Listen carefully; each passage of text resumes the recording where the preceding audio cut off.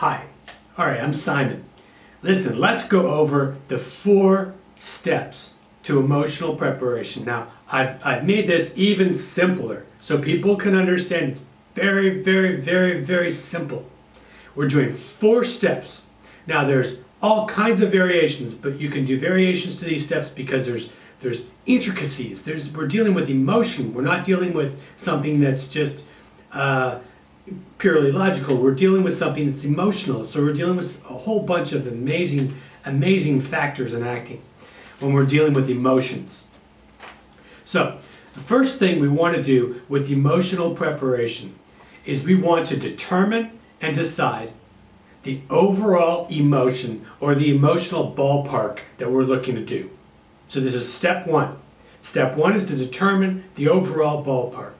Step 2 is find within you an activation of an emotion or a deep feeling. So you find an activation, something that activates something in you. Old days they used to say something that gets your blood to boil. Or there's all sorts of sayings about it, but it's wonderful stuff. So number 3 is you give yourself an added motivation. Now this is one that I've made up because I think that this has to be done, and I'll explain this in a little bit. Hi, now listen, could you please just help me out? I need really, really good acting questions so I can help you out. So if you can write down in the comment section, each comment a separate question, write down an acting question. This would really help to be able to have people learn acting. Now, step 4 is you jump in to the scene. Now, if you jump into the scene, you want to jump in to the interaction of the scene. So you want to be able to have something that both you and your partner can interact with. Some sort of energy that you're bringing into the scene that you can interact with. And this is the way to be able to do emotional preparation. This is one of many ways. And this is very straightforward. There's variations of this. Now, let's go through what some of these mean in more depth. Now we have step 1 is to determine and to decide an overall emotion. Now, how do we do that? In acting, we want to be able to discern either our material, and we want to figure out in our material or scenes. So let's say we have been given a scene. In that case, we're trying to determine what's the overall emotion. So we can live within the ballpark, the emotional ballpark of the actual scene when we're acting. So in this case, we're going to look at the material to be able to see what is actually dictating to us the type of emotional ballpark that we would want to go into. Now this is important. If you pick the right emotional ballpark to be able to work with, then you'll see how it actually helps the scene to go along further, which is incredible. It can be incredible work working with emotions. And feelings are quite different, but if it's a deep enough feeling, then it might stick with you, but make sure it's very deep. So we're dealing with an emotion. We're trying to identify emotions. We're not looking to identify a feeling. We could be identifying feelings, but there's a big difference between feelings and emotions. Sometimes feelings will come and go quickly, but in emotion, you'll have a hard time getting rid of if it's real. It will come and it will hit you. You'll have a hard time getting rid of it. It will stay with you longer. So you're trying to identify the emotionary element or the emotional element of that scene. What's the overall emotion for you and for your point of view?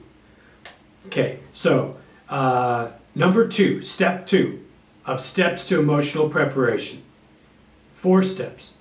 Find within you an activation of emotion or deep feeling.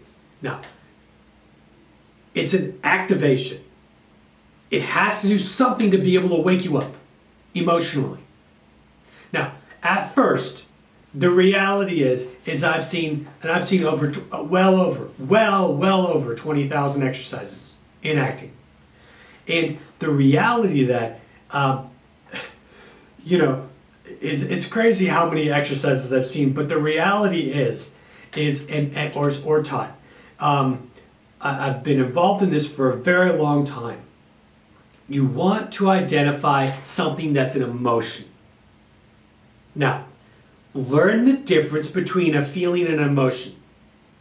You might have a feeling towards something and it's not activating you. So that would be the reason why it doesn't actually activate you, because it's either not deep enough, so it's not a deep feeling, or there's something about it that doesn't really stir you. It doesn't stir you up. You're learning the technique to be able to self-emotionalize. You're working to be able to work within yourself. And when you work within yourself, you're working to be able to actually activate your own emotional life to be awakened. Now this is key. You've got to wake up yourself within that emotional ballpark. So you wake up yourself within that emotional range, and then you know that it's awake within you. You can feel that it's alive within you. There's a new thing that's come on with you, and it's alive within you. Okay? Now, step 3. So step number 3. Give yourself an added motivation. Now, a lot of times when people are doing these, I've seen a lot of these. I've seen a lot of people where they think that they've done emotional preparation. They come in and they all of a sudden, instead of putting the energy that they have into their knock, what they end up doing is it just doesn't show up for their work. They've activated something within their emotional preparation, but the actual emotional preparation doesn't actually get into their acting. Now, the trick that I've been able to uncover here, which is key, is this element called motivation. So you take this element called motivation and you add another factor to your acting. So let's say you have an example where, let's look at some examples here. You're completely disgusted by something that's gone on, right?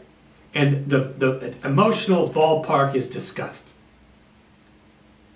Now, you think to yourself and remember to yourself, and you start to work to be able to isolate. Are you sure that it's disgusted that you're looking to do? Is this the emotion that you're actually looking to activate? Number 1. Step number 2. You're going to find the activation of disgust within you. So you find the disgusting. Now, there are a lot of things that disgust me about the film industry sometimes. And drugs are one of them. I hate the fact that a bunch of people that do a bunch of drugs make a bunch of films, and then they come out and they say that they're talented because they've taken drugs to do a film. To me, that's disgusting. So I can activate that disgustingness. And I can activate that disgust in myself. Now, I could activate it and have it not show up to the work. So have a reassurance, I'm going to use step number 3. Now I'm using step number 3. I'm going to give myself a motivation. Let's say the other person in the work has some situation where I can be able to help them to be able to not have that situation where they're taking illegal street drugs, to be able to do acting, and then so they can say that they're such a good actor. This is going to be a pandemic. It already is in the industry. People do drugs. They say, well, this is great. They've been able to get some emotion. It's not emotion, it's drugs. So let's go and say that you give yourself a motivation. So the motivation is that you want the person inside the door or the person that's in the scene to actually not have that same thing happen to them. Now what happens is this. Step number 3 has now helped you to take your emotional preparation that you've activated and given you an incentive to put it into your work. Now you're going to put that into your acting work. You're not going to control the result, but you've got your motivation. Now, here's the key. Number 4, step 4, another key. There's 4 keys to this. Number 4 is you jump in to the interaction. Don't prejudge yourself too much. Just work with the fact that you're activated and go in with that motivation. Now, if you do this, your acting is going to be different. A lot of people I've seen so many people do this work. I have seen so many people do this work with over 20 teachers in Meisner.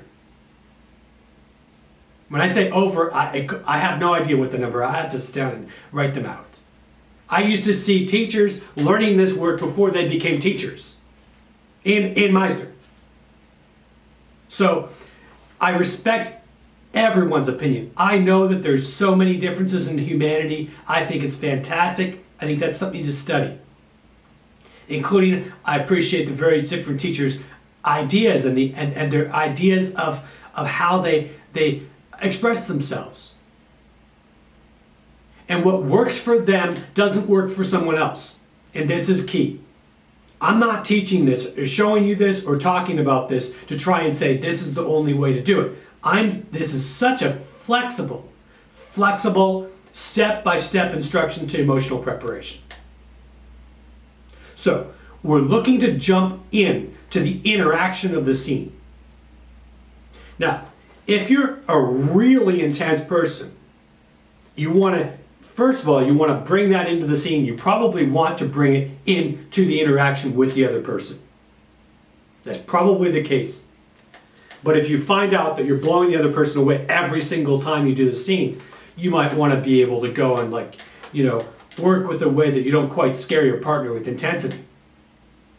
And that way, you're having them be able to work off of your energy, and then you're able to work from there.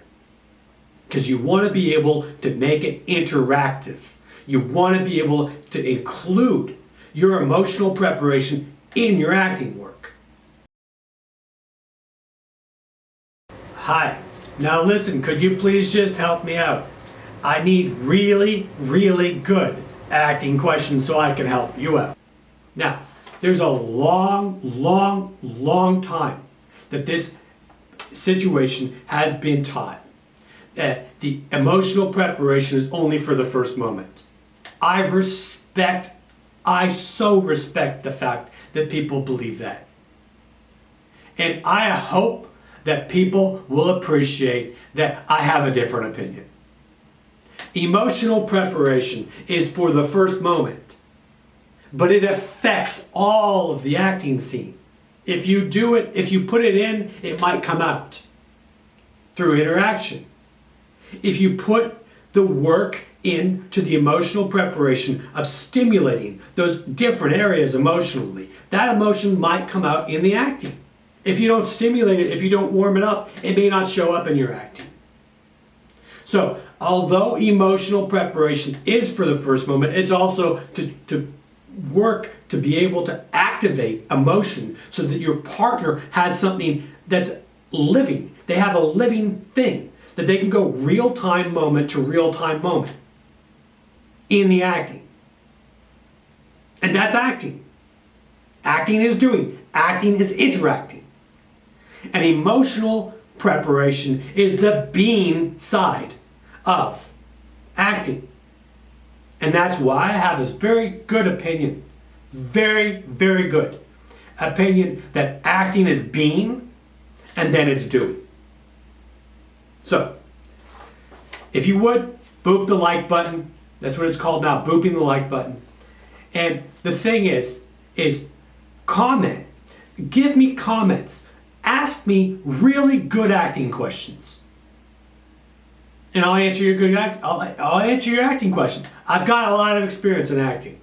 I have studied so many hours of acting. It's just ridiculous how much I've studied. And it's been a very interesting thing. So absolutely find yourself good acting questions and then put them in the comments below. 1 comment per question. So let's go over this and summate this, make a summary of this. So there's 4 main steps to emotional preparation. We're doing a determining step to decide the overall emotion of which you're going to be able to experiment with your emotional preparation. Number 2, we are going to find within ourselves something that activates us, something that wakes us up emotionally, and something that gives us a deep feeling. We don't want a feeling that's not going to be there when we show up for our work. We want something that's an emotion. Technically, an emotion is not a feeling. An emotion is something that's deeper. Number 3, we are going to give ourselves, or give yourself, an added motivation to your acting. And number 4, we are going to jump in to the interaction of acting, living a real-time acting experience in an imaginary world, which is big. This is exactly what needs to happen. Now, if you can do that consistently in acting, and you can do that consistently in acting classes, then you can act. And I've seen all kinds of people in all kinds of statures in training for acting. Some of the big names that were just starting out, I've watched them grow up from when they were very tiny actors, when they were just starting acting. And I've watched them learn techniques of acting, and either they've worked out or they haven't worked out. And I'll tell you, emotional preparation is the most missed thing in acting. And that's the reason, part of the reason why it's going to have to become more popularized, and I'm going to help to get it there. And I want your help to be able to get it there. Ask some comments, do some questions, and tell me how I can help you with your acting.